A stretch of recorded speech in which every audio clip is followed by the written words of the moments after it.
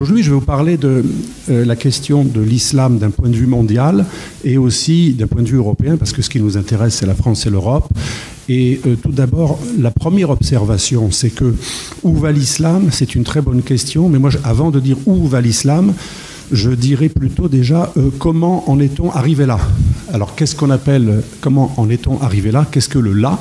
Le là, c'est le fait que même s'il faut faire une distinction entre islam et islamisme, bien évidemment, et encore plus entre musulmans et islamistes, et le texte, l'homme n'est pas forcément prisonnier du texte, le musulman n'est pas forcément islamiste, et donc même si ces distinctions sont absolument fondamentales, on en parle souvent avec Razika Adnani, et j'en parlais aussi avec Zemi Lemoine tout à l'heure, tout de même, le là, c'est-à-dire comment on en est arrivé dans cette situation de blocage, de fixité du dogme islamique et d'éclosion et de domination d'un islam standard. Ce que j'appelle l'islam standard, c'est un islam standard du Golfe, en gros fréro-salafiste. Comment on en est arrivé à la situation actuelle, qui est celle, qui est la suivante: l'islam officiel mondial, qui il y a un siècle était beaucoup plus pluriel, avec des islams traditionnels, teintés de maraboutisme, de soufisme, avec des écoles juridiques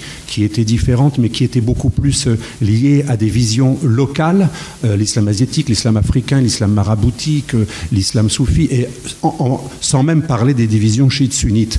Comment on en est arrivé à un islam standard de type fréro-salafiste, qui vient en gros des pays du Golfe, et qui aujourd'hui s'impose tant dans nos banlieues, pas partout, pas tout le monde, mais beaucoup, que dans les pays d'Afrique, d'Asie, au Pakistan, en Indonésie, en Malaisie et dans le monde entier. Ce qui montre par ailleurs que le problème n'est pas que occidental, c'est pas uniquement la réaction à l'oppression, au racisme, à la discrimination. Ce que tu as très bien dit, Razika, un jour, tu as dit on ramène à la France un problème qui est mondial.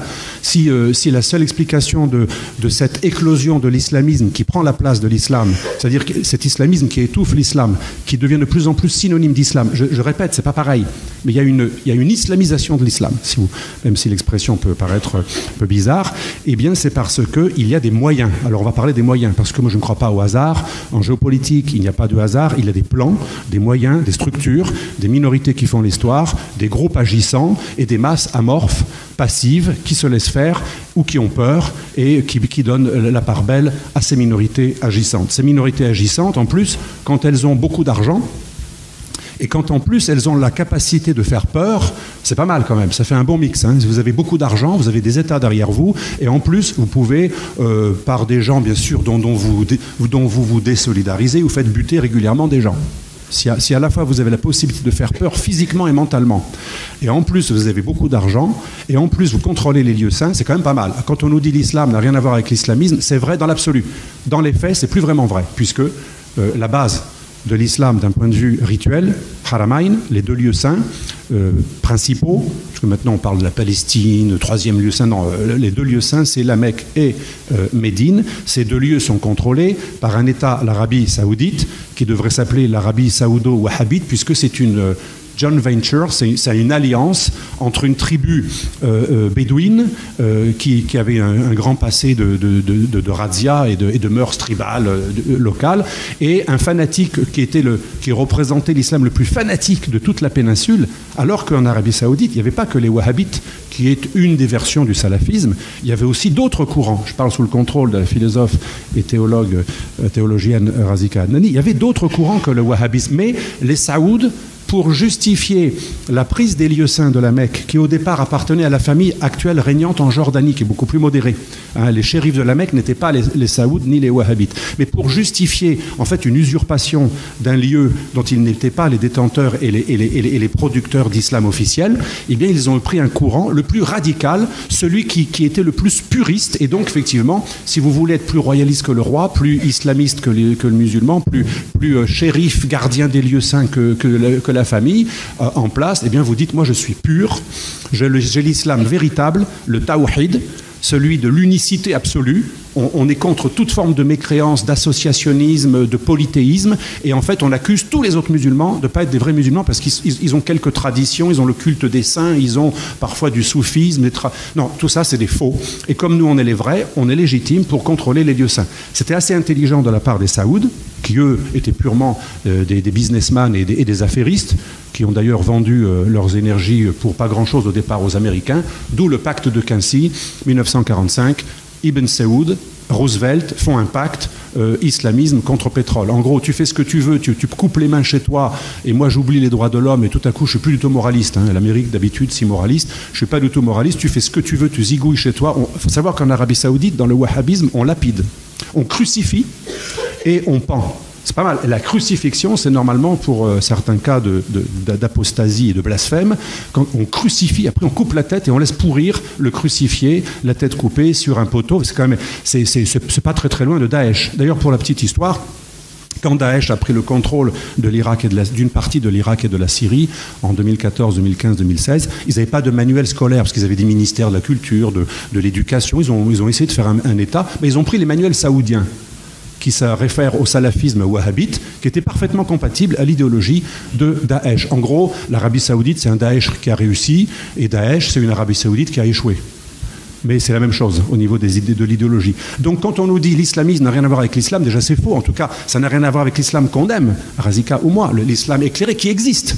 L'islam réformiste, l'islam intellectuel, il existe, il faut le répéter. C'est ma seule petite nuance avec Zemmour, elle est de taille. C'est que l'islamisme n'est pas tout l'islam, il ne résume pas tout l'islam. Il y a des courants musulmans modérés qui existent. Depuis le califat abbasside, les fameux Moutazilites, les Moutazilites qui pensaient que même si ce n'étaient pas des anges, ils ont quand même été des califes, mais ils pensaient que le Coran était interprétable, qu'il n'était pas création totalement divine, enfin il n'était pas incréé, il était aussi en partie humain. Donc les Moutazilites, à peu près entre le 9e et le 8e et le 9e siècle, ils ont régné à peu près 35 ans. Pendant 35 ans, le calife de l'islam sunnite mondial était pour les traductions des œuvres grecques et était pour une philosophie, une ouverture et pour une possibilité d'interpréter le texte sacré. Et l'idée, c'était que le Coran n'était pas incréé, c'était pas un miracle total, c'était aussi en partie œuvre humaine. C'est quand même une école très intéressante. Elle a existé au sein même de l'orthodoxie de l'islam parce que le califat, c'était l'islam orthodoxe dominant. Plus proche de nous, en 1925, le fameux Abdel Razek à El Azhar, deuxième lieu important de production d'islamité officielle, El Azhar en Égypte. Abdel Razek nous explique qu'en 1925, c'était un imam et un théologien quand même assez intelligent et tout à fait autorisé et apte et reconnu par ses pairs au début. Il a écrit «L'islam et les fondements du pouvoir» en 1925, où il explique qu'il faut adapter non pas la foi, mais les rituels et les dispositions juridiques et temporelles et politiques, il faut les adapter au temps moderne, et il explique qu'on n'est plus aux mœurs bédouines, qu'il faut évoluer. Ça ne remet pas en question la foi, les 5 piliers de l'islam, on peut les pratiquer sans ennuyer personne. L'aumône légale, prier, faire la charité, aller, si on peut, au voyage, à la Mecque, le Hajj, etc. Les 5 piliers de l'islam, on peut les faire en ennuyant personne et en étant absolument pas nocif pour la République. Mais lui, il disait donc qu'on ne touche pas au domaine de foi, la foi c'est la foi. D'ailleurs, la foi musulmane, parfois, elle ressemble un peu à la foi juive. C'est un monothéisme assez strict, contrairement au christianisme qui est accusé à El Azhar d'être un trithéisme.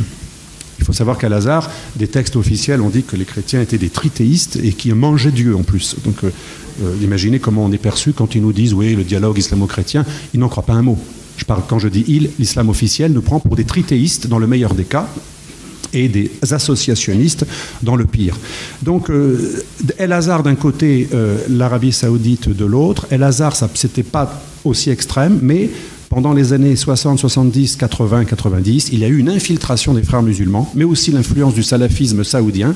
Alors on nous dit toujours, frères musulmans, salafistes, c'est pas pareil, c'est la même chose au départ. Sauf que les frères musulmans, c'est le salafisme malin, vicieux, qui est capable d'avoir des cravates et d'avoir de s'allier avec des LGBT, des wokistes, et ce qu'ils font au Conseil de l'Europe. La campagne pro-voile récemment, c'était le féminisme islamique. C'est une alliance de wokistes, d'extrême gauche athées et de quasi-fémènes avec des adeptes du port du voile. Du port du voile, c'est assez extraordinaire quand même. Donc les frères musulmans, c'est le salafisme vicieux, habile. Mais ils sont salafistes. Ils parlent de la salafia. J'ai plein de discours de chefs de frères musulmans ou d'idéologues, pas uniquement Tariq Ramadan, qui explicitement emploient le mot salafia. C'est des salafistes, mais réformistes. Ils veulent un salafisme adaptable, capable comme une anguille de se faufiler un peu partout, tandis que le salafisme saoudien, on pourra dire, c'est un salafisme conservateur et un peu plus étatique, lié à un pouvoir, tandis que le salafisme des frères musulmans, il est révolutionnaire, il est transnational. Et donc très compatible avec McWord, avec le politiquement correct, d'où AJ+. Dans AJ+, c'est Internet d'Al Jazeera. Depuis des années déjà, il y a ce qu'on a vu au Conseil de l'Europe récemment, une alliance de wokistes, de LGBTistes et de port du voile. En gros, le slogan est assez habile. C'était le secret de la campagne en 2002 d'un certain Erdogan en Turquie. Il disait la mini-jupe ou le foulard islamique, chacun choisit. En gros, il était très malin. Il mettait au même plan le féminisme dénudé ou libéral et le droit au port du... En gros, c'est juste un choix. Chacun fait ce qu'il veut. Dès lors que le musulman n'est pas contaminé par les idées du non-musulman, chacun fait ce qu'il veut si chacun reste dans son quartier et ne change pas de religion. Donc c'est assez malin parce que ce relativisme a permis de faire passer, y compris chez les antiracistes, wokistes, LGBTistes, pro-trans, anti-homophobes, l'idée que le port du voile, dès lors que ce n'est pas des gens qui vous tuent, finalement c'est juste un droit à la différence, et être contre le voile, ce serait de l'antiféminisme. Extraordinaire. Ça, c'est les frères musulmans. Donc ils sont un peu plus malins. En fait, ils sont beaucoup plus dangereux que les wahhabites francs du collier, puisqu'ils sont beaucoup plus fourbes, et ils avancent masqués, et ils sont capables, comme tous les maîtres de la manipulation, de faire des renversements, des subversions, subvertir, renverser. Et là, très grande habileté. Donc, depuis les années 70-80, on a le pôle salafiste conservateur étatique wahhabite promu par l'Arabie saoudite qui a dépensé, tenez-vous bien, 80 milliards de dollars juste pour la propagande, l'extension du salafisme wahhabite dans le monde. À Paris, 3000 mètres carrés à Mantes-la-Jolie, c'est le siège de la Ligue islamique mondiale, qui est l'officielle organisation des Saoudiens pour promouvoir le salafisme wahhabite. Mais c'est le salafisme. C'est-à-dire que le salafisme s'est étendu officiellement dans nos pays, avec l'accord de nos hommes politiques, de nos pouvoirs. En Belgique, ils ont 2500 mètres carrés à Bruxelles. Ils ont des sièges européens, et dans les grandes capitales, à Londres aussi. Ils ont des grandes mosquées, à Londres, à Paris, à Rome, la mosquée de Monte Antene. C'est une mosquée faite par la Ligue islamique mondiale, qui a été dirigé un temps par un ancien ambassadeur converti en Arabie Saoudite parce qu'il a été acheté quand il était ambassadeur dans l'Italie en Arabie Saoudite. Donc en plus, l'argent, ça compte quand même. Ça compte, c'est pas tout, mais ça compte. Et donc ce salafisme saoudien officiel a été officiellement, il a pignon sur rue, il a été officiellement distillé dans nos démocraties. La Ligue islamique mondiale, donc, elle a dépensé, selon un calcul de la fille de l'ancien ministre du pétrole saoudien, c'est intéressant. Elle a fait un calcul qui a été vérifié par le Trésor américain. Après le 11 septembre, il y a eu plein d'études. 80 milliards de dollars pour répandre en 45 ans, sur 45 ans, l'idéologie islamiste, c'est 7 fois plus que tout le budget de l'Union soviétique pour répandre le communisme dans le monde pendant la guerre froide. Pas mal quand même, 7 fois plus. C'est-à-dire que les salafistes, à eux seuls, sans parler des frères musulmans, du tabligh, du miligulush turc, juste les fréristes, non, les salafistes saoudiens wahhabites, 80 milliards de dollars pour développer leur islam standard en Afrique, en Malaisie, en Indonésie, ce qui explique qu'en Afghanistan ou en Malaisie, vous aviez des filles en mini-jupe ou des gens très laïcards. En Indonésie, vous vous rappelez l'Indonésie des non-alignés, c'était presque Tito, c'était très laïcisant, socialisant. L'Algérie aussi, ton pays d'origine, c'était quand même... Moi, je vois des photos des années 60, tout le monde n'était pas dévoilé, ça c'est faux. Il y avait encore des fichus traditionnels. Mais il y avait la possibilité d'être beaucoup plus laïque qu'aujourd'hui, où aujourd'hui en Algérie, c'est 35% des mosquées qui sont contrôlées par des salafistes. Il y a aussi des frères musulmans, puis il y a aussi l'islam d'État. Donc il y a une salafisation des esprits du Maghreb en Afrique noire. Regardez le Mali, ce qui est devenu le Mali. Le Mali, le Burkina Faso, où il y avait un islam soufi, maraboutique, teinté de superstitions locales africaines. Aujourd'hui, il y a une éradication de cet islam-là. Les salafistes, quand ils prennent, qui sont quand même des locaux, mais convertis à cet islam standard, qui est venu d'Arabie Saoudite, quand ils prennent des villages, ils zigouillent tout ce qui est soufi, marabout. C'est leur pire ennemi. Avant même de s'en prendre aux chrétiens, ils s'en prennent aux mauvais musulmans. Donc cet islam standard, il procède par la diplomatie des pays qui ont pignon sur rue, à qui nous devons des choses, nous sommes obligés par eux, et nos élites sont souvent achetées. C'est l'Arabie Saoudite, c'est la Ligue islamique mondiale, c'est également des organisations comme l'organisation de la coopération islamique, 57 pays musulmans, la seconde plus grande organisation mondiale après l'ONU. Imagine le budget, quand on sait que c'est le Pakistan, mais surtout l'Arabie Saoudite, le Qatar qui sont derrière, et aussi la Turquie d'Erdogan, un de ses fonctionnaires a longtemps présidé l'OCI. Mais les pays les plus actifs dans l'OCI, c'est Qatar, Arabie Saoudite surtout, et Pakistan et Turquie. Donc les pays qui sont le plus déchaînés contre l'Occident à l'ONU, systématiquement, pour susciter des résolutions qui condamnent l'islamophobie occidentale. Ce qui est assez rigolo, c'est que l'OCI, qui est donc la seconde plus grande organisation du monde intergouvernementale, qui est observateur officiel de l'ONU, donc qui est structurellement dans l'ONU, elle a produit une déclaration islamique universelle des droits de l'homme contradictoire, totalement opposée à la Déclaration universelle des droits de l'homme, qui conditionne tout droit de l'homme à la charia. Imaginez ce que c'est les droits de l'homme dans la charia. C'est-à-dire, déjà, il précise d'ailleurs, on a le droit d'exercer librement sa religion, à condition qu'un musulman ne change pas de religion. Ce que la charia punit de peine de mort. C'est assez orwellien. Les droits de l'homme conditionnés par la charia, et pas la charia par exemple des Alévis ou des babakouls de l'islam bektashi albanais, qui mangent du porc. Non, non. La charia des saoudiens salafistes. Imaginez ce que c'est que les droits de l'homme dans le salafisme. Donc ubuesque, mais très malin en même temps. On subvertit des mots qui plaisent aux Occidentaux, qui sont prisonniers de ce qu'ils aiment entendre. Et du coup, on est agréé, on est observateur officiel, et on a même une déclaration islamique universelle des droits de l'homme reconnue par les Nations Unies comme l'une des déclarations des droits de l'homme dans le patrimoine onusien des droits de l'homme. Ces organisations, Ligue islamique mondiale, des États comme l'Arabie Saoudite, le Pakistan, la Turquie, l'OCI, 57 pays musulmans, mais aussi d'autres organisations comme l'UNESCO des musulmans. Moi, j'adore cette organisation, l'ISESCO sur la science et la culture. C'est l'ONU du monde musulman qui a été... Voilà, c'est comme l'UNESCO, mais version islamique. L'ISESCO, ça s'appelle ISESCO, donc c'est Organisation du monde islamique pour l'éducation, la science et la culture. Elle a développé un programme très intéressant. Et elle est très liée historiquement à l'Arabie Saoudite et à l'OCI, mais en même temps, elle a comme référence suprême un type très intéressant, ce qui montre que la guerre entre Arabie Saoudite et frères musulmans, elle est relative. Kardawi. Youssef El-Kardawi, l'inspirateur de toutes les structures européennes des frères musulmans, grand prédicateur vedette d'Al Jazeera, qui explique comment battre sa femme, comment l'islam, normalement, on tue personne, c'est pas bien, sauf 3 exceptions. Si vous voulez, vous pouvez acheter le livre, Le licite et l'illicite. Kardawi explique aux musulmans européens, car c'est le jurisconsulte qui est de référence de l'Institut de la fatwa européen. C'est aussi le jurisconsulte de référence de Saint-Léger du Fourgeret, l'université des sciences humaines de Saint-Léger du Fourgeret à Château-Chinon, qui a été donnée sous pression de Daniel Mitterrand par Mitterrand pour 1 euro symbolique et qui forme les imams européens. Kardawi, c'est la référence suprême de l'islamisme des frères musulmans en Europe. Et il explique dans un livre en vente libre, en France, que j'ai jamais réussi à faire interdire, j'en ai parlé 2 fois à des ministres de l'Intérieur, il explique aussi qu'il y a 3 raisons pour lesquelles un musulman peut buter quelqu'un. L'adultère, le blasphémateur et l'apostat. C'est-à-dire que si on lit un texte officiel, le licite et l'illicite, de M. Kardawi, en vente libre sur Amazon, ces ouvrages, j'en ai recensé une dizaine en vente libre sur la FNAC. Il est en vente dans plusieurs librairies, les bonnes librairies islamiques le vendent. C'est la référence suprême. Son ouvrage est un best-seller dans toute l'Europe. Il s'adresse aux musulmans de l'extérieur. Et il explique que c'est pas bien de tuer quelqu'un, sauf 3 exceptions. Sympa. Et ça veut dire quoi? Si, parmi ces 3 exceptions, il est bon de tuer un blasphémateur, pas besoin d'aller voir Daesh pour buter Samuel Paty il y a un peu plus d'1 an. Il suffit de lire Kardawi, qui lui est en vente libre, et dont les organisations ont pignon sur rue chez nous, puisque en France, à peu près 30% des mosquées, c'est des frères musulmans.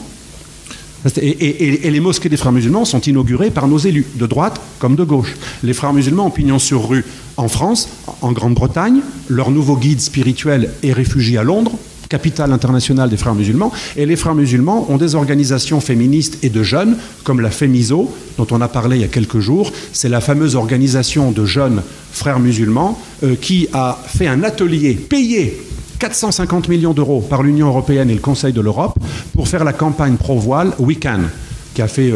Heureusement, la France est le seul pays qui a réagi et le Conseil de l'Europe a dû faire marche arrière, mais c'était une promotion du voile islamique sous couvert d'antiracisme et de lutte contre la discrimination.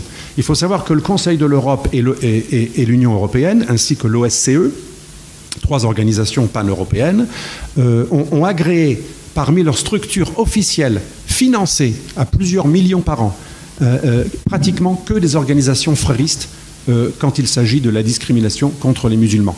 L'ECRI, l'ENAR, c'est des abréviations d'organisations de lutte contre la discrimination, ne parlent pratiquement que de la discrimination envers les musulmans, qu'ils appellent islamophobie. Bien sûr, l'antichristianisme n'existe pas. Hein. D'ailleurs, dans l'Union européenne et au Conseil de l'Europe, on ne parle que de discrimination envers les musulmans et parfois, pour plaire un petit peu, pour avoir l'air un peu plus équilibré, on parle de l'antisémitisme. Jamais de l'antichristianisme, jamais, ça n'existe pas. Donc votre religion, vous qui êtes majoritairement chrétien, sachez qu'elle n'est pas du tout prise en considération par les instances européennes, donc d'une civilisation majoritairement chrétienne, pour une raison très simple, qui se tient. Dans un discours, ça peut être un sophisme acceptable, puisque c'est la religion majoritaire des gens qui sont majoritairement là, et à un moment ils ont dominé. C'est la religion du dominateur, donc par définition, un chrétien ne peut pas être persécuté, puisqu'il est par essence dominateur, et le non-chrétien est par essence dominé. Mais il y a une grande hypocrisie dans cette appellation, parce que toutes ces organisations qui luttent contre la discrimination antisémite et anti-musulmane sont foncièrement antisémites. C'est ça qui est rigolo. Ça, c'est ce que j'ai trouvé le plus ubuesque, le Millî Görüş qui est la version turque des frères musulmans. Les frères musulmans qui ont infiltré ces deux grandes organisations, ECRI et ENAR, donc les réseaux européens officiels de lutte contre la discrimination, systématiquement, les ateliers, les logos, les opérations, mais il faut même des formations, ils s'adressent aux journalistes, il faut même des opérations de conseil pour inviter les gouvernements de tous les pays européens à changer les manuels scolaires pour donner une vision positive de l'islam et même de l'islamisme, puisqu'il faut avoir aussi une vision positive du voile. Ça, c'est la grande idée à l'heure actuelle. Les organisations officielles européennes de lutte contre la discrimination envers les musulmans considèrent le port du voile comme un motif de discrimination. En gros, une femme qui porte le voile, par essence, elle est victime puisqu'elle va susciter la désapprobation. Donc il faut changer les comportements et les visions des Européens pour qu'ils acceptent le voile islamique. Si ça, c'est pas de la promotion de l'islamisme, on se demande ce que c'est. Parce qu'en plus, c'est pas le voile de nos grands-mères. En Sicile, on était voilés aussi. Nos grands-mères étaient voilées. Mais c'est pas le voile, le fichu, où on voit un bout d'oreille et de cheveux. Non, c'est le voile islamique où on cache tout ce qui pourrait tenter l'homme, notamment le lobe d'oreille. Il paraît que c'est très excitant, le lobe de l'oreille. Il paraît que les cheveux ici, là, c'est très excitant aussi. C'est le voile costume politique. C'est important de distinguer, parce que moi, quand je vois une femme voilée, je ne suis pas horrifié. Si elle a un fichu qui montre un bout de cheveux, ce n'est pas une islamiste. Le vrai islamiste, il montre, c'est vraiment minimum ça. Donc même une bonne sœur chrétienne, catholique, c'est pas vraiment un voile. Il n'y a que les orthodoxes chrétiens qui ont des voiles très, très, très, très poussés. Mais ça n'a pas la même signification. Voilà, donc... je sais qu'il y a deux sœurs que je salue aujourd'hui ici. Elles sont bien voilées quand même. Hein, elles sont islamiquement correctes. Vous serez peut-être épargnés. D'ailleurs, un islamiste un jour m'a dit on peut épargner une sœur à condition qu'elle ne fasse pas de prosélytisme. C'est-à-dire qu'il y a quand même des bémols. Si elle fait le moindre prosélytisme, aucune pitié. Mais si elle ne fait pas de prosélytisme, si on peut prouver qu'elle n'a aucune action prosélyte, elle peut être épargnée pendant le chemin du djihad. Et alors, on a les ESCO, on a bien sûr les frères musulmans, j'en ai parlé, association islamiste qui est née en réaction à l'abolition du califat par Atatürk. Pourquoi je vous dis ça? Parce que le Millî Görüş turc, qui n'est pas une antenne d'Erdogan, contrairement à ce qu'on a dit, c'est la matrice de l'islamisme politique turc dont vient Erdogan. Erdogan s'en est émancipé en créant l'AKP, alors que le Millî Görüş a son propre parti encore plus dur qu'Erdogan. Quand tous les médias ont dit récemment, la mosquée de Strasbourg, les écolos veulent financer le Millî Görüş, organe d'Erdogan, non, c'est un organe qui est la matrice de l'islam politique et qui est plus dur qu'Erdogan et qui reproche à Erdogan de s'être allié aux nationalistes. Ils sont plus islamistes qu'Erdogan, le Millî Görüş. Le Millî Görüş a comme idéologie officielle, comme les frères musulmans, une théorie très, très facile à comprendre. Le califat a été aboli par Atatürk, un mécréant, enfin un apostat d'origine albanaise mais turque, qui était d'origine alévi, Bektashi, donc c'est un courant de l'islam très très laïque et très minoritaire. Et en tant qu'apostat issu d'une secte totalement bannie par le sunnisme, c'était déjà un ennemi de l'islam, mais ils vont plus loin, ils disent en fait il était également secrètement juif, on appelle ça domné en Turquie, c'est un juif masqué. Et bien entendu on sait parfaitement qu'il n'a rien de juif, c'est un pur albanais d'origine, albanais Bektashi. Mais tous les islamistes de tous les courants arabes et turcs systématiquement présente Atatürk comme le fruit du complot judéo-maçonnique que les chrétiens, les juifs et les francs-maçons auraient mis en place pour détruire de l'intérieur le califat. Et les frères musulmans ont été créés 4 ans après l'abolition du califat par Atatürk, d'où l'alliance entre Erdogan et les frères musulmans. C'est une vieille alliance et c'est l'idée de rétablir le califat, et le dernier était basé à Istanbul. Et donc, on comprend mieux l'alliance entre ces deux pôles. Donc, vous voyez, ISESCO, LIM, Ligue islamique mondiale, Arabie saoudite, Qatar. Alors, le Qatar a créé en Europe une association qui a pignon sur rue dans tous les pays européens, European Trust, financée par Qatar Charity, qui finance tous les projets des grandes mosquées dans toute l'Europe, en Sicile, en Italie du Nord, en Espagne, à Strasbourg, à Mulhouse récemment, 20 millions d'euros la mosquée de... Et il finance à la fois les projets des frères musulmans et du Millî Görüş. Donc Millî Görüş turc et frères musulmans travaillent totalement de concert avec comme appui financier le Qatar et comme appui politique la Turquie d'Erdogan, qui nous menace de plus en plus et qui utilise des djihadistes de Syrie pour faire des guerres contre les Arméniens, pour faire des guerres contre le camp Haftar en Libye, etc. Donc on n'a pas un complot. Quand on traite les anti-islamistes de complotistes, il ne faut pas se laisser faire. Il faut répondre non. Le complotiste, ce n'est pas une bonne chose. C'est débile, le complot. En général, c'est stupide. Moi, je ne suis pas le complotiste. Mais par contre, il y a des plans. Le complotisme, c'est de voir une organisation secrète qui ourdit tout, qui commande tout. Alors, il y en a qui pensent au CFR, d'autres aux francs-maçons. Ils pensent qu'il y a une cellule à New York qui gère tout. Non, ça ne marche pas comme ça. Par contre, il y a des plans. Il y a des gens qui ont un plan, mais ils sont divisés, c'est complexe, ils ne sont pas unis. Les frères musulmans n'ont pas les mêmes intérêts que les Saoudiens, ils sont en guerre en ce moment. Le Tabligh est très obscurantiste, c'est une organisation indo-pakistanaise qui est également membre du CFCM en France, mais ils n'aiment pas les salafistes, qui eux-mêmes sont divisés entre salafistes, réformistes, fréristes et wahhabites. Il y a encore une troisième catégorie, c'est les salafistes djihadistes. Donc il y a une grande diversité. Mais il n'y a pas de complot, il n'y a pas de plan uni, mais il y a une convergence.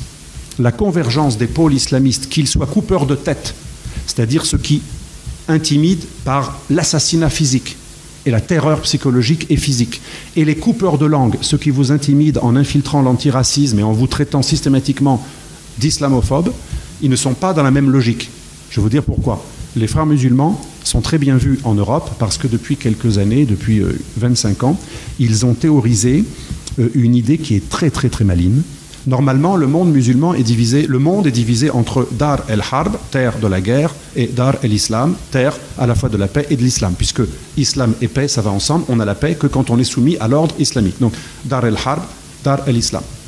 Mais les frères musulmans ont dit déjà depuis 25 ans, grâce à M. Kardawi, le grand jurisconsulte des frères, l'Europe est tellement... Alors là, ça m'a sidéré quand j'ai lu ces textes, parce que Tariq Ramadan en reparle presque dans ces termes. L'Europe est tellement neutre, elle est tellement déchristianisée, elle est tellement terra nullius, elle est tellement dans l'oubli de soi, dans le reniement d'elle-même, qu'elle ne peut plus être considérée comme Dar el-Harb, terre de la guerre, puisqu'elle ne résiste pas du tout à l'islamisation. Au contraire, on finance l'islamisation. Plein de mosquées salafistes, tabligh, Millî Görüş ou fréristes sont financées. Un exemple, la mairie de Rotterdam a payé pendant plusieurs années Tariq Ramadan comme employé de la mairie. La mairie de Londres a employé plusieurs années Kardawi, le chef spirituel des frères musulmans. Et le Conseil de l'Europe, l'OSCE et l'Union européenne payent plein d'associations antiracistes totalement infiltrées par des frères musulmans identifiés comme la FEMISO ou l'UOIE, l'Union des organisations islamiques européennes.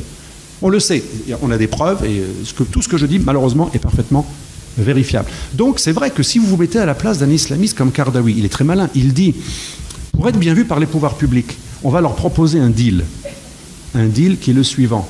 Nous, on organise une Pax Islamica, vous nous aidez à contrôler les musulmans, parce que la phobie du frère musulman et de l'islamiste en général, c'est que le musulman devienne laïque, ou qu'il perde son islamité. Ça c'est très grave. Il faut absolument le replier.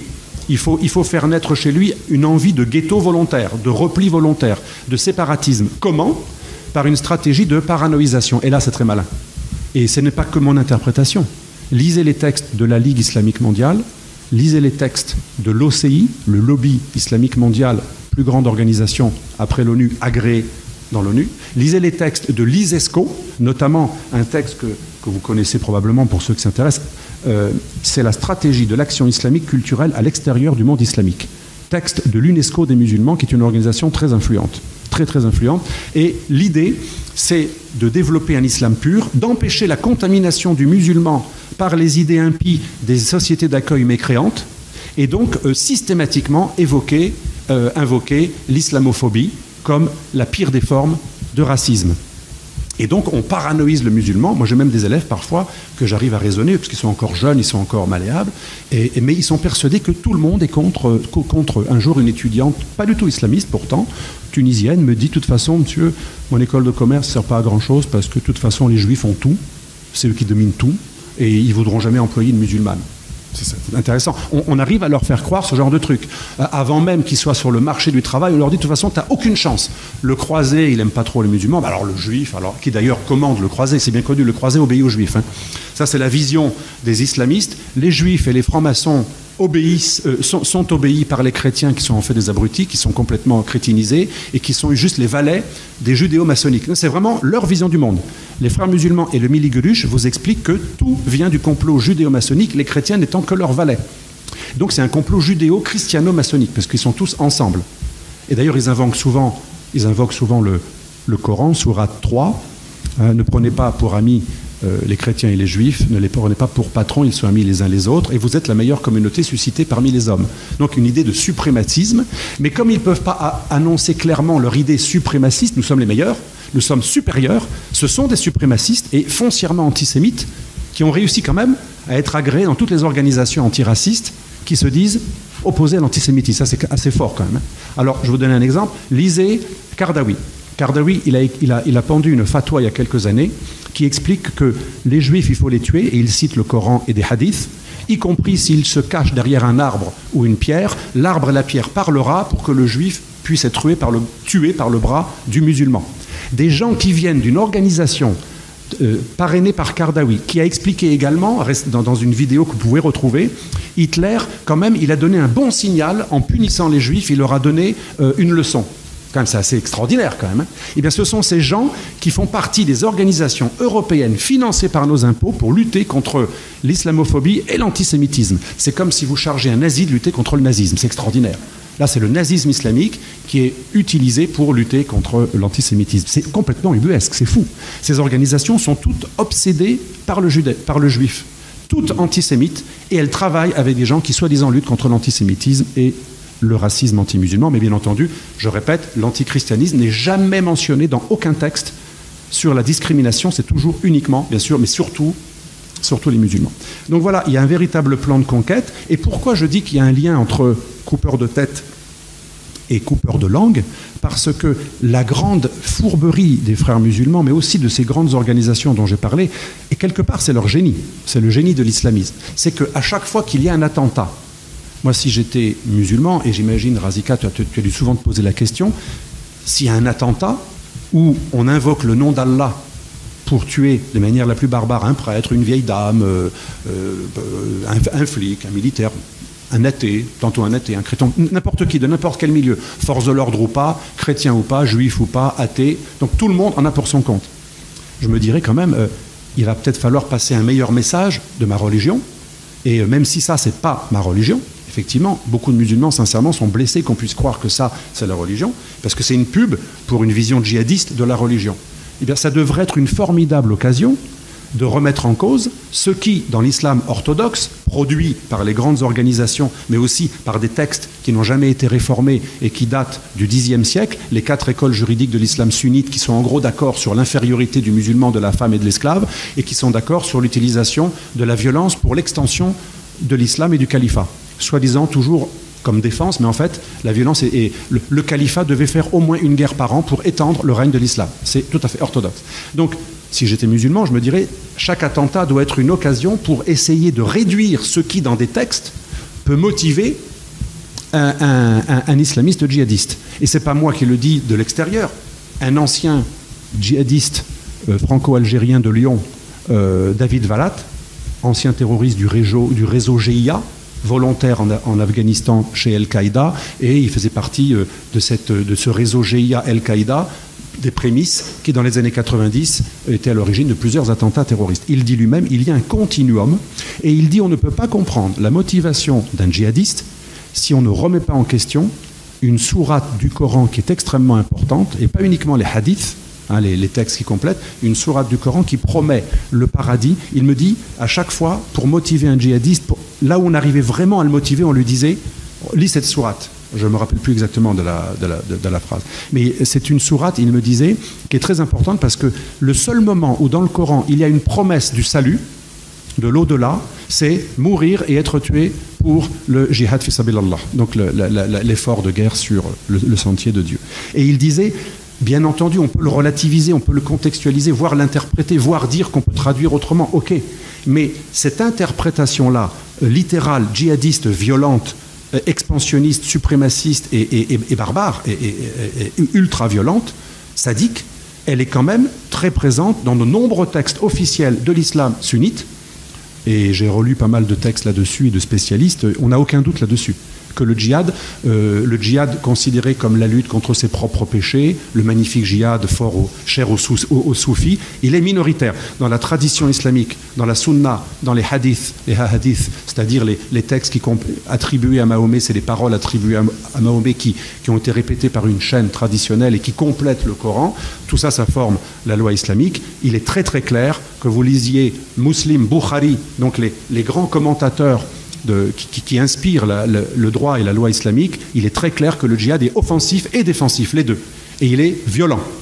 Et on doit attaquer régulièrement, par embuscade ou par des guerres déclarées, de manière djihad du verbe comme djihad de la guerre, on doit harceler le mécréant jusqu'à ce que l'humanité entière soit soumise à l'ordre d'Allah. Et c'est le plan des frères musulmans.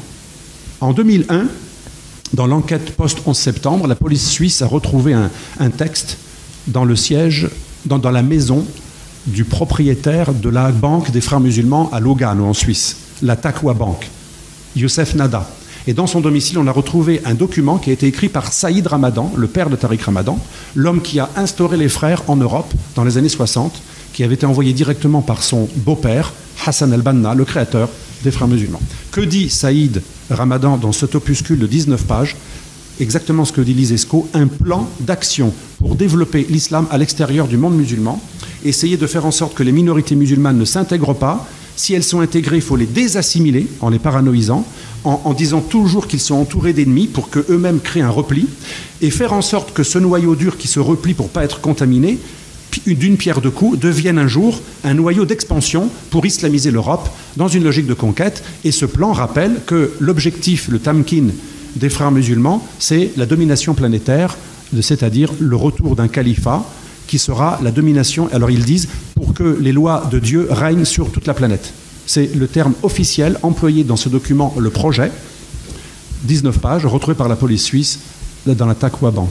C'est très intéressant parce que ça correspond aussi aux 50 propositions de Hassan al-Banna, le créateur des frères musulmans, donc le beau-père du monsieur qui a écrit le projet. Et dans les 50 propositions, pareil, culte du djihad, valorisation absolue de la violence islamique pour étendre le règne de Dieu sur la terre, y compris par le fait de tuer et être tué. Valorisation absolue. Djihad comme pratiquement 6e pilier. Pour la petite histoire, le créateur du djihadisme moderne, sunnite, parce qu'il existe aussi chez les chiites, mais chez les sunnites, c'est Saïd Qutb, qui était le plus grand idéologue des frères, Saïd Qutb, Q-U-T-B, qui était le plus grand idéologue des frères, qui a tenu la revue des frères musulmans, et qui aurait pu être guide, qui était le plus grand idéologue des frères, juste après Hassan al-Banna, et avant Kardawi, et avant Saïd Ramadan. C'est le père du djihadisme. Il est cité dans tous les textes qui montrent la généalogie du djihadisme. Donc, ce qui est extraordinaire, une organisation violente, dont une branche terroriste s'appelle le Hamas en Palestine, qui a inauguré l'attentat suicide chez les sunnites. Parce que vous le saviez, le côté kamikaze, ça vient des chiites au départ. Mais ça a été repris par les sunnites au contact entre le Liban et la Palestine, quand il y a eu une transmission de ce modus operandi au Hamas et au djihad islamique. Et ensuite, ça a été repris par Al-Qaïda et c'est devenu un modus opératoire de toutes les organisations islamistes sunnites. Donc une organisation qui est antisémite, complotiste, anti-occidentale. Saïd Ramadan, quand il a créé les frères musulmans en Suisse, avec le centre islamique de Genève, il avait une revue qui insultait systématiquement l'Occident. La police suisse voulait l'expulser à plusieurs reprises. Il n'a jamais été expulsable pour 2 raisons. Et là, c'est très fort. Au niveau associatif, des professeurs de gauche et des intellectuels de gauche et des médias de gauche le défendaient systématiquement en faisant tout un tollé Comme Tariq Ramadan, quand la DST l'avait interdit, c'était Mitterrand, c'était Daniel Mitterrand, déjà, à elle, c'était Schwarzenberg, c'était Edgar Morin qui faisait des pétitions pour pas... D'ailleurs, on a supprimé l'interdiction de présence sur le sol français de Ramadan au bout d'un an. Donc à chaque fois, ces types sont défendus par des militants d'extrême gauche qui les présentent comme le droit à la différence, comme des versions un peu barbues de l'exotisme tiers-mondiste. Mais en même temps, la CIA qui a fait des pressions à l'époque sur la Suisse pour ne pas extrader vers l'Égypte qui voulait le tuer, Saïd Ramadan, parce qu'il était utile. À l'époque, la CIA disait « c'est bien qu'il y ait une base en Occident des frères musulmans parce que nous, on a besoin d'eux pour lutter contre le communisme ». On retrouve les contradictions de la géostratégie occidentale. Ça nous ramène à l'Afghanistan. Les frères musulmans ont recruté partout dans le monde des gens qu'on a envoyés en Afghanistan. Ça a été l'origine de la base. Al-Qaïda, c'était la base. Des recrutés, des volontaires. Les frères musulmans recrutés, l'Arabie saoudite payée et la CIA équipée avec 1000 missiles Stinger. Ça a été l'origine du djihadisme, je dirais, stratégique. Donc vous voyez, tout cela, ça vient de très loin. Il y a des organisations, il y a des États qui sont derrière. La Turquie, elle a financé Al-Qaïda et Daesh en Syrie. Elle les utilise aussi en Libye et en Azerbaïdjan. Aujourd'hui encore, l'Arménie est attaquée par des djihadistes syriens qui sont affrétés par une agence de mercenaires turcs qui s'appelle l'agence Sadat, du général turc Tanriverdi. Donc tout ça, vous voyez, il y a un lien. On a des États qui sont coupeurs de langue, comme la Turquie, qui agissent au sein de l'Union européenne et du Conseil de l'Europe pour faire des pressions pour qu'on adopte des lois qui luttent contre l'islamophobie, mais en même temps, ils ont aussi une main parfois dans le djihad. On a des États comme le Pakistan, la Turquie, l'Arabie saoudite et le Qatar qui ont une main dans l'officiel, dans l'islam institutionnel mondial, dont j'ai parlé tout à l'heure, que ce soit les lieux saints, El Azhar, l'université de l'Égypte, etc., et une main dans le djihadisme. Les Afghans, talibans, ont été adoubés par le Qatar qui a fait le lien entre les Américains et les talibans pour ce fameux processus de retrait américain en Afghanistan et de passation des pouvoirs aux talibans. Donc on a des États vraiment qui sont totalement schizophrènes et c'est pour ça que je soutiens qu'il ne faut pas séparer totalement la stratégie des djihadistes coupeurs de tête et des islamistes institutionnels coupeurs de langue, c'est ce qu'ils veulent nous faire taire en nous traitant de racistes, parce que même s'ils n'ont pas la même stratégie, les frères musulmans ont fait croire qu'en Europe ils étaient pacifistes et c'est pour ça qu'ils ont pignon sur rue. Même certains services secrets suédois, anglais, ont beaucoup cru en cette idée que puisque les frères musulmans ne considèrent plus l'Europe comme Dar el-Harb, terre de la guerre, mais terre de l'annonce, de da'wa, ou terre de la shahada, du témoignage. Ah, c'est merveilleux, c'est des belles phrases. C'est sûr que quand on dit « vous n'êtes plus terre de la guerre, vous êtes terre de l'annonce, du témoignage, en gros, vous êtes une terre où on a décidé d'être foncièrement pacifique. » Et donc, ils ont un bras dans le terrorisme. Al-Qaïda a été créé par un frère musulman, Adzam, le maître de Ben Laden. Ben Laden était influencé par les frères musulmans. Leur référence était un frère musulman, Sayyid Qutb. Le Hamas est la première organisation djihadiste suicidaire. Elle est la branche officielle des frères musulmans. Mais cette organisation a réussi à faire croire, alors qu'elle est la matrice du djihadisme, en Europe, elle est dans l'antiracisme, le progressisme, l'alliance avec les WOC, le Conseil de l'Europe, l'Union européenne et tous les maires de pratiquement toutes les villes de France les courtisent. Ça, c'était pas toutes, parce que il y a notre ami le moine ici, et lui, il a été très valeureux. On va pas, bien sûr, pas tous, mais beaucoup. L'imam Chalgoumi me disait encore il y a quelques minutes au téléphone, il me dit, je peux même pas te donner tous les noms. C'est pratiquement la majorité des élus, de droite comme de gauche, qui ont pacté, et même parfois certains anti-islamistes connus sur les plateaux. Ouais, l'islamisme, c'est pas bien, mais ils vont inaugurer la mosquée de Pantin. C'est ce que j'ai reproché à Valérie Pécresse il y a un an et demi. Après, on en a parlé, elle a dit qu'elle avait fait une erreur, admettons que ce soit vrai, mais elle a inauguré quand même la mosquée de Pantin, qui a diffusé la vidéo de harcèlement de Samuel Paty, qui a conduit à la fanatisation du Tchétchène, qui l'a buté. Vous voyez le lien entre coupeurs de langue? On traite quelqu'un d'islamophobe, on harcèle un professeur en disant il faut l'interdire, il ne faut pas qu'il enseigne, ça fanatise des gens. En plus, on exagère, on dit qu'il a souillé, qu'il a humilié la fille, il a exclu la fille, il a humilié une jeune fille musulmane sans défense, une fille en plus. Donc on diabolise quelqu'un au nom de l'antiracisme version anti-islamophobie, et ensuite, le coupeur de tête, il ne fait qu'aller dans la suite logique. Si un type a blasphémé, a insulté les musulmans, offensé la pudeur d'une femme musulmane, et s'il est foncièrement islamophobe et il a caricaturé Mahomet, le blasphème, c'est puni de mort dans la charia. Le Tchétchène qui a buté Samuel Paty, est tout à fait cohérent. C'est choquant ce que je veux dire, mais il est parfaitement cohérent avec la doctrine des frères musulmans et pas uniquement avec ce qui n'a rien à voir avec l'islam, qui serait Daesh. Donc, conclusion, je crois que c'est la fin, non? Il me reste combien de temps? Tu peux encore un peu, si tu veux. Oui. Après, on peut faire des questions. Voilà, oui, après on va faire des questions. Conclusion, on a un plan, on a des États, on a des plans. C'est pour ça que je ne suis pas complotiste, c'est plusieurs plans, apparemment différents, parfois convergents, parfois ennemis. Parfois, ils se font la guerre. Je me rappelle la guerre pour le contrôle du halal. Le halal, c'est intéressant. Ça permet de faire un repli communautaire, puisqu'on ne mange pas comme les autres, mais en même temps, c'est du business. La guerre du halal, je me rappelle, l'imam de la mosquée de Paris, Boubaker, m'avait raconté qu'on avait énuclé un type dans le cadre de la guerre du halal, lorsque les frères musulmans voulaient gagner le terrain. Au départ, le ministère de l'Agriculture et de la Justice n'avait agréé que la mosquée de Paris pour le halal. Et la mosquée de Paris a une vision assez, quand même, correcte, modérée. Mais les frères musulmans savaient que c'était un moyen pour le repli communautaire, mais aussi d'autofinancement, pour ne plus dépendre uniquement de l'étranger. C'est important, l'autofinancement. Il y a eu la guerre du halal. Il y a eu des règlements de compte dignes de voyous, où les types, dans un hangar près de la mosquée de Paris, dans un garage, le type a été énuclé. Il y a eu la guerre du halal. Et petit à petit, les frères musulmans ont pris le contrôle du territoire. Et jadis, seule la mosquée de Paris était agréée pour le halal. Après, il y a eu la mosquée d'Evry. Et après, il y a eu les organisations, comme j'ai perdu un procès contre eux, je ne peux pas les mentionner, qui ont pris le contrôle du halal et qui aujourd'hui alimentent tous les supermarchés. Et ils sont liés aux frères musulmans. Et j'avais des notes, des renseignements qui montraient qu'ils étaient même liés à un moment à des organisations plus que dangereuses internationales. Donc vous voyez, tout est lié. Donc la capacité d'entrisme de ces structures qui ont des plans convergents ou divergents est extraordinaire. Ils n'ont pas toujours les mêmes intérêts. Les Saoudiens, les Turcs, les Qataris, les frères musulmans, le Tabligh c'est indo-pakistanais, le Jamaat islami aussi c'est indo-pakistanais, ils n'ont pas tous les mêmes intérêts.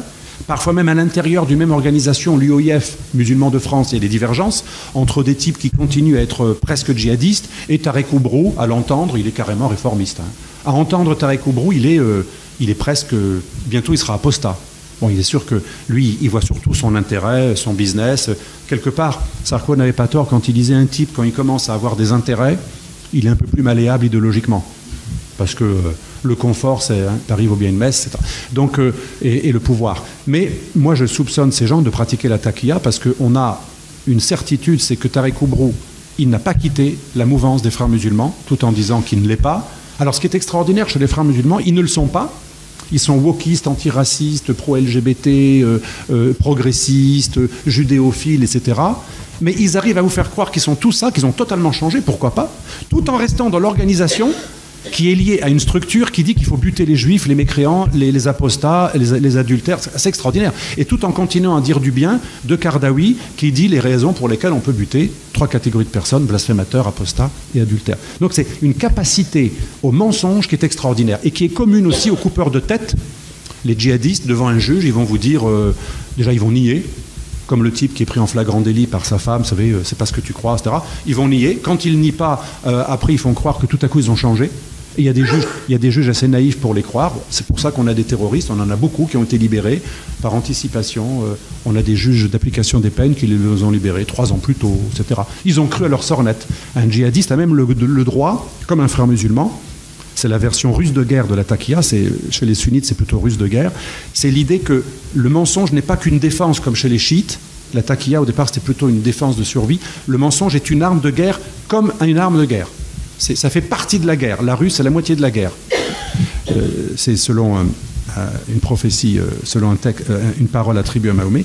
Donc la ruse de guerre est fondamentale. La ruse de guerre est une arme offensive que l'on peut utiliser même jusqu'à renier sa foi. Un islamiste a le droit de faire croire qu'il est devenu athée devant un juge ou un bar pour aller commettre un attentat. Il est rasé, il fume du joint, il va draguer une mécréante et il va boire de l'alcool et manger du porc. Il a le droit de renier totalement. Il peut même dire qu'il n'est pas musulman, voire même, il a même le droit même d'insulter sa propre religion pour faire vraiment croire que vraiment il n'a plus rien à voir. Et après il se fait sauter. Ou alors après il infiltre, comme ceux qui vont séduire les LGBTistes, ou comme Tarek Oubrou qui a séduit Juppé et qui aujourd'hui, vous le voyez, c'est l'homme le plus tolérant qui soit dans l'islam de France, mais il est toujours membre de l'association qui est la branche française des frères musulmans. C'est extraordinaire quand même. C'est comme si vous vous dites totalement antifasciste, Mais vous êtes toujours membre du Movimento Sociale Italiano, qui est la structure italienne officielle du mouvement fasciste. Donc on a affaire à des gens, finalement, c'est double. En même temps, ils nous mentent, mais en même temps, ils annoncent la couleur. Ils nous mentent parce que, comme dans la chanson de Lio, on aime entendre ce qui nous fait plaisir. Ils savent qu'en disant des mots antiracisme, droit à la différence, on va être séduit, droit de l'homme, hein, le voile et la mini-jupe, c'est les droits de l'homme, disait Erdogan. Les droits de l'homme, c'est pouvoir choisir entre le voile et la mini-jupe. Ils disent des mots qu'on aime entendre, alors on est dupé et on croit qu'ils sont devenus progressistes, mais sans renier les textes obscurantistes, totalitaires et violents de l'organisation dont ils font partie. Ça, c'est extraordinaire quand même. Hein. C'est extraordinaire. C'est comme si vous êtes mouvement d'une structure, par exemple, nazifiante, et vous dites que vous avez des objectifs et des idées totalement différentes de cette organisation, mais vous en êtes membre. Et vous ne reniez même pas les textes, vous ne dites même pas qu'Alfred Rosenberg et Mein Kampf, c'était déplorable. C'est très très fort. Et donc finalement, c'est l'occidental le coupable. Et je conclurai sur ma première expérience au Liban. J'avais rencontré Annie Laurent à l'époque. Parce que moi j'étais très curieux, je découvrais pas mal de choses, je faisais un mémoire de sciences politiques, et je dis à un ami libanais, quelle est la façon dont les Arabes, pas que les Libanais chrétiens, mais les musulmans et les Arabes, les vrais Arabes, enfin le Proche-Orient et le monde arabe avec toute sa littérature, son histoire, comment vous voyez l'occidental, quel est le mot qui pour vous définit le plus l'occidental? Et ce qui m'a beaucoup amusé, je croyais qu'il allait dire croisée, domination, colonialisme, etc. Non, il m'a dit le mot basit, simplet, naïf. Et ça m'est souvent arrivé d'entendre, en gros, d'ailleurs, il y a même une expression tunisienne, mon père a vécu longtemps en Tunisie, comme beaucoup de Siciliens, je ne la répéterai pas tellement qu'elle est vulgaire, mais la façon dont le Tunisien de souche décrivait le français, je ne peux même pas vous dire l'expression arabe tellement qu'elle est d'une violence inouïe et extrêmement vulgaire. En gros, je vais vous le dire de manière la moins vulgaire possible, c'est celui qui aime se faire mettre et qui vous aide à le faire. Je m'excuse, c'est une expression très connue que tous les Tunisiens connaissent. Ne parlons pas d'autres expressions. Donc en gros, l'occidental qui bat sa culpe en permanence et qui est culpabilisé et qui par cette culpabilisation laisse faire les coupeurs de langue, qui eux-mêmes, et là c'est vraiment la conclusion qui montre qu'on est naïf d'une manière incroyable, le génie des coupeurs de langue, c'est qu'à chaque attentat, plutôt que de se remettre en question et d'interpeller leur texte qui prévoit la violence, ils disent, à chaque fois qu'on parle du djihadisme, c'est la preuve que vous êtes islamophobe. C'est extraordinaire. On tue au nom de l'islam, mais le fait d'en parler déjà, c'est de l'islamophobie. À l'ONU, au Conseil de l'Europe, dans l'Union européenne, à l'OSCE, dans toutes les organisations qui financent ces campagnes, comme la campagne du voile récemment, l'idée de base, moi j'ai lu beaucoup de leurs textes, comment ils définissent l'islamophobie? S'ils avaient dit c'est la haine envers les musulmans, ça aurait été le mauvais mot, mais ça aurait été déplorable. La haine physique envers les musulmans, bien sûr, c'est déplorable. Ou le mépris du musulman parce qu'il est né musulman ou parce qu'il a un nom musulman. Non, ils définissent l'islamophobie essentiellement, et là c'est extraordinaire, comme le fait pour une femme qui porte le voile est forcément victime d'une islamophobie structurelle. C'est-à-dire qu'il ne s'encombre pas de preuves. Il ne donne pas des exemples de femmes insultées ou frappées. C'est que dans la société ambiante, le non-dit va être une mauvaise perception négative de cette femme qui donc aura des problèmes structurels. C'est la fameuse idée du racisme structurel qui est géniale parce que pas besoin de prouver qu'il y a du racisme. On dit que c'est diffus. C'est pas dit, mais c'est évident. C'est pour ça qu'ils n'ont pas et c'est pour ça qu'ils n'ont pas d'emploi. Et l'autre définition de l'islamophobie qu'on retrouve dans tous leurs textes récents, l'islamophobie commence quand il y a une médiatisation des attentats islamistes et lorsque des mécréants, ou même parfois des musulmans modérés, osent faire le lien entre l'attentat qui a eu lieu, le dernier égorgement, et la religion musulmane. Ce n'est pas le fait de dire tous les musulmans sont djihadistes, ça ce serait bien sûr pas sympathique et islamophobe. Non, le simple fait de parler du djihadisme et de ne pas dire extrémisme violent, c'est de l'islamophobie. C'est pour ça que l'ONU et le Conseil de l'Europe, aujourd'hui, disent qu'il faut inviter les médias et les politiques et les analystes à ne plus jamais employer le mot islam associé à djihad ou violence ou terrorisme. Il faut dire l'extrémisme violent. L'extrémisme violent, il ne faut pas qu'il y ait le moindre lien avec cette religion, comme si ça venait de nulle part. Et en plus, il noie systématiquement le poisson, systématiquement l'extrémisme violent qui n'a rien à voir même pas avec le salafisme, le wahhabisme ou l'islamisme, c'est surgi de nulle part, c'est du nihilisme, eh bien, il est totalement sui generis et il n'a absolument rien à voir avec aucune civilisation, aucun pays, aucune religion, même pas la tendance intégriste de l'islam. C'est extraordinaire. Et le fait de dire que ça, c'est pas vrai, si vous dites l'extrémisme violent islamiste est lié à une lecture de l'islam qui est celle du salafisme ou du frérisme. Et il y a dans l'islam officiel, pas tout, mais une partie de l'islam officiel qui adhère à cette idée du suprémacisme islamiste et de l'autorisation d'être violent pour étendre ou défendre le règne de l'islam, eh bien vous êtes islamophobe. Donc ils ont réussi à faire passer le djihadisme comme une opportunité pour susciter la lutte contre l'islamophobie. Un exemple, parce qu'il faut toujours des exemples, 2017, attentat à Barcelone, 13 morts. Que fait la mairie de Barcelone le lendemain? Elle décide d'un coup de faire une proposition qui va être votée quelques jours plus tard pour que la mairie de Barcelone, de Madame Ada Colau, multiplie par 3 l'aide financière à l'association locale des frères musulmans qui a infiltré une structure de lutte contre l'islamophobie. Et on voit les pancartes, moi j'ai les photos, je le montre dans toutes mes conférences quand j'ai des slides. Donc c'est extraordinaire, on tue des Espagnols. La revendication de Daesh, c'était pas la guerre en Irak, parce que c'était depuis longtemps fini. C'était, il faut que l'Espagne redevienne islamique. C'était la revendication officielle de Daesh. L'Espagne doit revenir à El Andalus, parce que Barcelone faisait partie de El Andalus. Andalous, c'était pas que l'Andalousie, c'était toute l'Espagne sauf les Basques et l'Asturie. Donc l'Espagne est attaquée par un attentat dont le but, le motif, c'était l'Espagne doit devenir islamique, elle doit se soumettre à l'islam et redevenir une colonie du califat islamique. Et la réponse du mécréant qui dirige la région de Barcelone et la ville de Barcelone, c'est financer les frères musulmans qui sont la matrice de ce même djihadisme. Extraordinaire. Moi, je dis bravo. Si j'étais un islamiste militant, je dirais c'est le génie de l'islamisme. On les frappe et ils nous payent pour faire des propagandes, pour les accuser d'être islamophobes. Je les bute parce qu'ils sont des mécréants, je les bute parce que je n'aime pas ce qu'ils sont pour ce qu'ils sont, et ils s'excusent d'être ce qu'ils sont le lendemain de les avoir agressés. C'est extraordinaire. C'est digne. Là, on n'est plus dans la géopolitique, on est dans la psychiatrie de groupe. C'est psychiatrique. Vous êtes, je suis, nous sommes malades. L'Occident est complètement malade. Il est culpabilisé jusqu'à la moelle. La culpabilisation de l'Occident est une pathologie collective extrêmement grave. D'ailleurs, quand vous parlez à un psychiatre ou à un psychanalyste, souvent, il vous raconte que beaucoup de patients subissent des problèmes, sont harcelés, attirent des prédateurs parce qu'ils sont culpabilisés. La culpabilisation est une arme de guerre pour l'ennemi.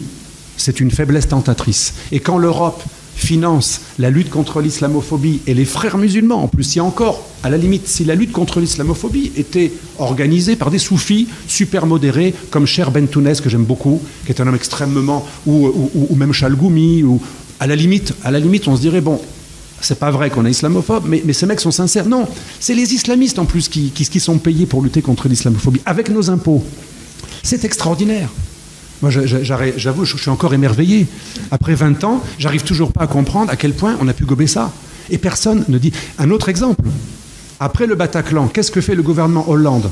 Avec vos impôts, 250 millions d'euros, on finance un... Non, je crois même que c'est plus, mais vous pourrez vérifier, peut-être 500. On finance un clip vidéo où on voit un franchouillard bien français avec une tête pur porc, bien petit blanc, haineux, avec un regard vraiment le sale mec, on a envie de lui foutre un coup de poing dans la figure, et une gentille musulmane voilée passe, et dans la rue, bien sûr, c'est les lâches, parce qu'ils sont 10, elle est toute seule, c'est même pas un mec musulman, c'est une fille, et il commence à la frapper, il l'insulte et il la frappe. Et le clip finit, à la fin du clip, c'est écrit, ça commence par des mots, ça finit par des actes, et après c'est la mort. Donc en gros, l'idée, on est attaqué au Bataclan, quelques mois après avoir été attaqué à Charlie Hebdo, il y a eu plein de morts, et avec vos impôts, on finance un clip totalement ubuesque qui décrit un truc faux, que les femmes musulmanes seraient agressées par le franchouillard violent qui fait des ratonnades. Extraordinaire. Mais c'est fantastique. Mais mettez-vous à la place de l'islamiste djihadiste ou frère musulman, il dit, mais leur connerie est telle que c'est fou. Finalement, le vieux proverbe tunisien, excusez-moi, c'est vulgaire, mais je ne vous dirai pas les mots exacts, mais qui est très connu à Tunis, ils vous aident à les mettre. Ils se font mettre et ils donnent la main pour les aider. C'est d'une violence inouïe, mais c'est malheureusement ce que nos ennemis pensent, et je vais vous choquer, ils ont raison de le penser. Parce que nous sommes totalement suicidaires, ethnomasochistes. Et donc la réponse, là c'est la fin de la conclusion, il faut quand même être optimiste. Heureusement, j'en parlais avec Xavier Lemoine, moi je pense que ce n'est pas du tout une majorité de musulmans. Mais ce qui est vrai, c'est que la majorité des musulmans sont probablement pas du tout des islamistes politiques. Moi, je vois mes élèves musulmans, ils connaissent rien à l'islam déjà. Moi, j'y connais pas grand-chose sur le plan de la théologie, ils y connaissent moins que moi. Ils ne connaissent pas leur religion. Et d'ailleurs, ils ont une vision souvent assez sympathique, parce qu'ils ne connaissent même pas les textes qui sont durs envers les trois grandes inégalités, l'esclave, la femme et le non-musulman. Heureusement. Donc, bien entendu, la plupart ne sont pas islamistes. La plupart. Mais la plupart des organisations qui les représentent sont islamistes. Ça, c'est grave. Si encore, il n'y avait qu'une organisation sur 10 dans le Conseil français du culte musulman, ou au niveau européen, ou en Suède, en Angleterre. Moi, j'ai fait le tour de toute l'Europe. À part l'Autriche qui commence à prendre des mesures, tous les pays occidentaux n'ont donné comme espace de représentation des musulmans que une marge de manœuvre à des islamistes. Le Tabligh indo-pakistanais, le Jama islami indo-pakistanais en Angleterre, en Hollande, etc. Les frères musulmans en France, en Amérique, en Angleterre, les salafistes wahhabites qui ont pignon sur rue, et le Milli-Görüş turc, et l'islam turc d'État du Diyanet, qui est concurrent mais proche au niveau idéologique, c'est-à-dire l'islam d'Erdogan. Et ces pôles turco-pakistano-fréristes et salafistes dominent l'essentiel de l'islam européen. En France, il y a une petite résistance du côté de l'Algérie. Je ne suis pas payé par l'Algérie, mais il faut avouer que la mosquée de Paris, c'est le moins extrême, avec quelques imams totalement isolés comme Chalgoumi, qui est d'ailleurs menacé de mort tous les jours. Le vendredi, il me raconte, depuis des années, il a des gens qui viennent hurler « on va te buter », des mecs militants du Hamas. Il faut savoir que le maire de Saint-Denis a comme photo dans son bureau, me disait-il tout à l'heure, un des cadres du Hamas qui a buté plein de gens, qui a recruté des djihadistes. On a des maires élus en France qui sont des admirateurs d'un mouvement terroriste frères musulmans. Donc c'est une minorité qui tient l'islam de France, qui est plus l'islam en France que l'islam de France. Il n'y a pas d'islam de France, à part quelques figures isolées.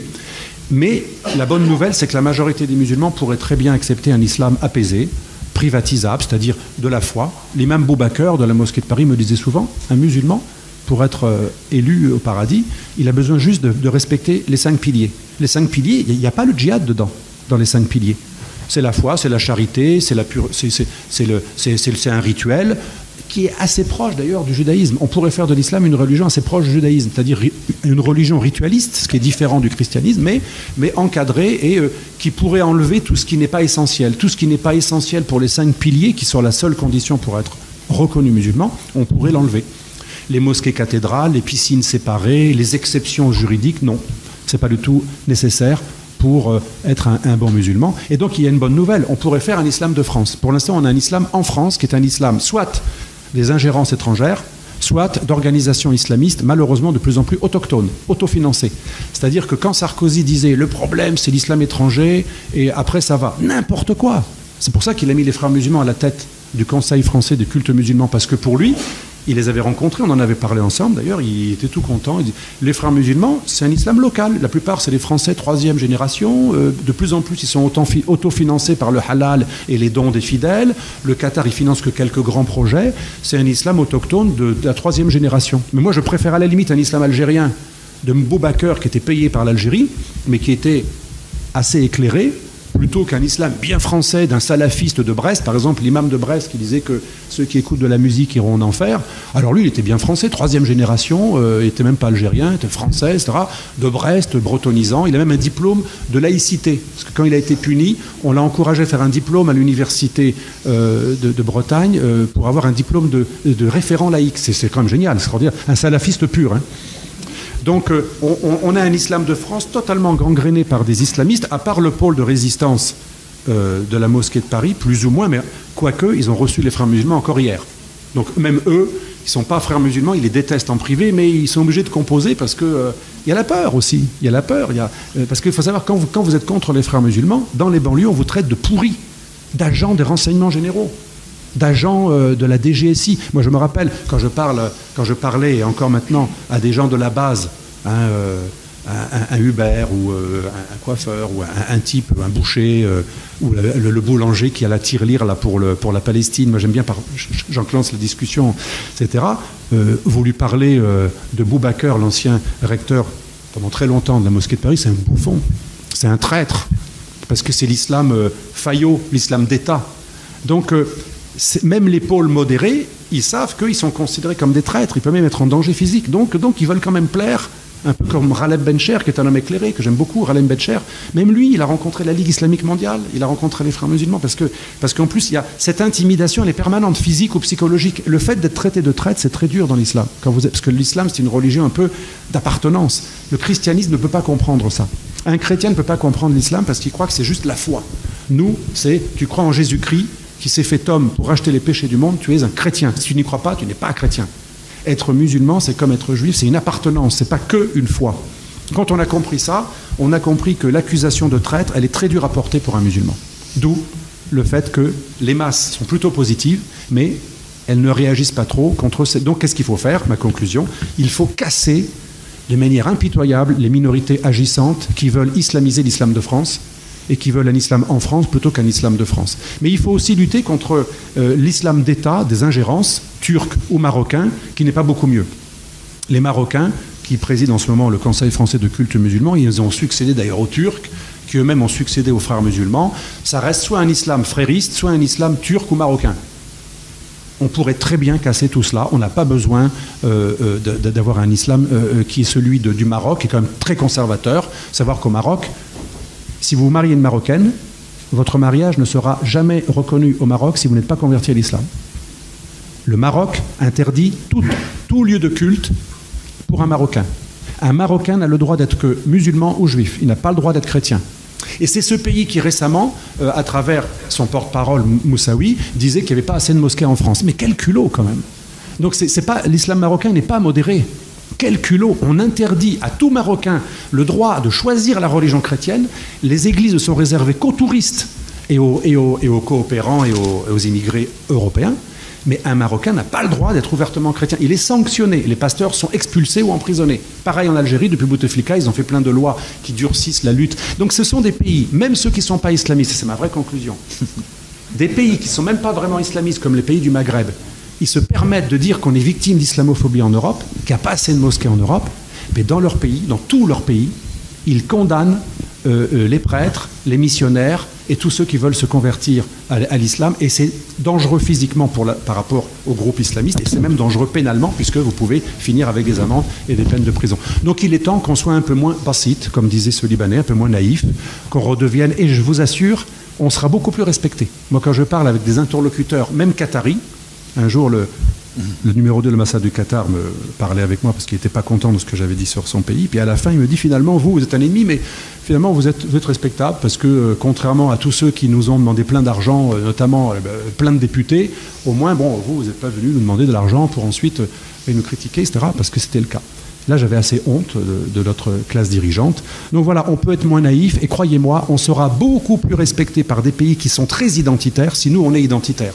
Si on est fier de notre civilisation et qu'on demande une réciprocité, ils nous respecteront 1000 fois plus que cette situation actuelle qui fait que nous ne sommes plus Dar el-Harb, nous sommes une terre de conquête, une terre du témoignage où c'est tellement cool l'Europe qu'on est payé pour convertir les Européens. Et en plus, l'Européen, malgré cela, il nous paye, mais il s'excuse quand même de ne pas être islamophobe. Alors qu'on ne dit rien sur la Chine ou l'Inde qui ont massacré plein de musulmans. Donc, croyez-moi, ils le savent très bien. Et quand Pasqua, et là vraiment c'est le dernier mot, quand Pasqua avait rencontré son interlocuteur, je le dis tout le temps parce que c'est intéressant, dans les années 90, il avait été brièvement ministre de l'Intérieur, et je lui avais dit comment vous avez fait quand vous étiez ministre de l'Intérieur, à un moment, le salafisme n'a plus été financé, la Ligue islamique mondiale ne donnait plus d'argent, il n'y avait plus d'argent pour les mosquées qui venaient d'Arabie Saoudite. Il m'a dit, tout simplement, je lui ai demandé à mon interlocuteur, je suis allé le voir, et j'ai dit, tu n'aimerais pas que je finance des églises chez toi? Non. Et ben moi, je suis comme toi. Toi, tu es un bédouin, mais je suis un berger corse. On se comprend. Ça ne me fait pas plaisir que tu finances des mosquées chez moi. Et il m'a raconté, mon interlocuteur était même presque agréablement surpris. Pas de problème, mon frère. C'est parce que mon frère... Demain, il n'y a plus aucun financement. Ça, et effectivement, pendant 2 ans, il n'y avait pas de financement. Ça veut dire qu'on n'a même pas demandé à ces gens de nous respecter. Et ils auraient tort de se priver, finalement. Là, je vais les défendre. Ils auraient tort de se priver. Voilà. Merci.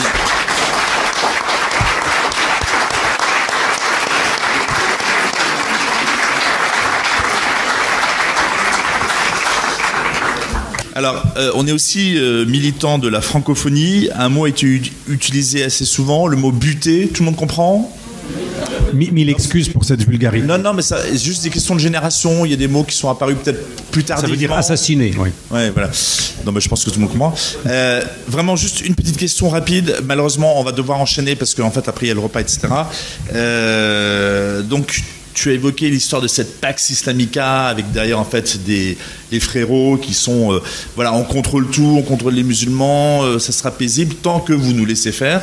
Mais à partir de quel moment l'Europe a accepté ça? Et pourquoi on est aussi crétin?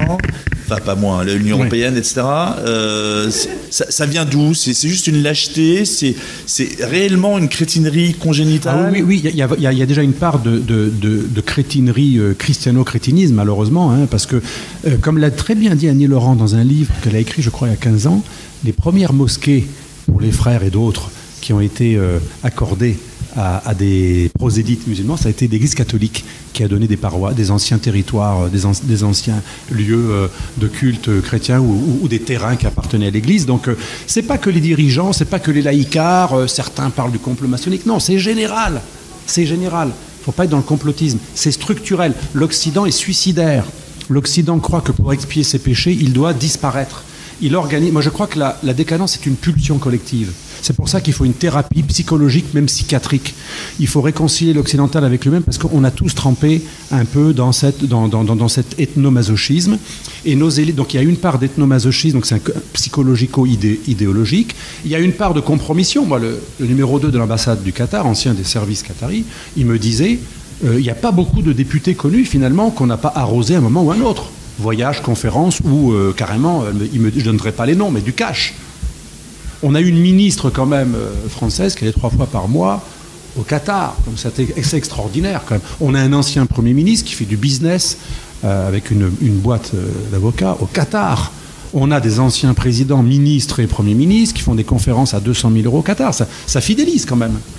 Ça fidélise, hein, c'est quand même. Et on a plein. Et troisième explication, là c'est quand même assez rare. L'achat c'est assez rare. Quoique on a un ancien Premier ministre aussi, un autre qui roule pour la Chine depuis 20 ans. Vous voyez, donc finalement quand vous êtes un petit fonctionnaire, vous êtes expulsé pour une conférence dans un pays ennemi. Mais quand vous êtes ancien ministre, Premier ministre ou président, vous pouvez être payé par l'étranger depuis des années. C'est extraordinaire. La France, c'est quand même un pays merveilleux. Mais il y a aussi l'électoralisme. Chalgoumi me disait la vraie raison, c'est l'électoralisme des petits élus. Le petit élu, je vais vous donner une anecdote, paix à son âme, mais, parce qu'il est mort, Éric Raoult, pas le professeur, mais l'ancien ministre, que je connaissais bien, j'étais allé en Israël avec lui, je savais qu'il était très voltairien, plutôt laïcard, républicain, Voltaire, libéral. Et un jour, il est à l'origine d'une proposition de loi pour punir l'islamophobie. Dans le pays de Voltaire et du blasphème, rétablir la censure du blasphème. Extraordinaire. Et je le vois d'ailleurs à une réunion du CRIF, je voulais le choper depuis longtemps, gentiment, je lui ai dit, mais je ne comprends pas. Je t'ai vu en Israël, je t'ai vu dans des conférences à l'UMP vanter Voltaire, le droit au blasphème, parce que c'est un mec très très libéral. Vraiment, c'est la tendance pas conservatrice, mais libérale. Et il me dit, tu comprends? Mais là, il a été d'une franchise sidérante. Je vous jure que c'est vrai. Enfin, il ne faut pas jurer. Je vous promets que c'est vrai. Il me dit, tu comprends, moi, je sais faire que ça, être élu. Ils m'en ont beaucoup voulu d'être allé en Israël et d'être proche de l'UPJF, le patronat juif, où j'ai fait beaucoup de conférences. Ils m'en ont beaucoup voulu. Et il fallait que je fasse un pas en arrière ou un pas de côté dans leur direction.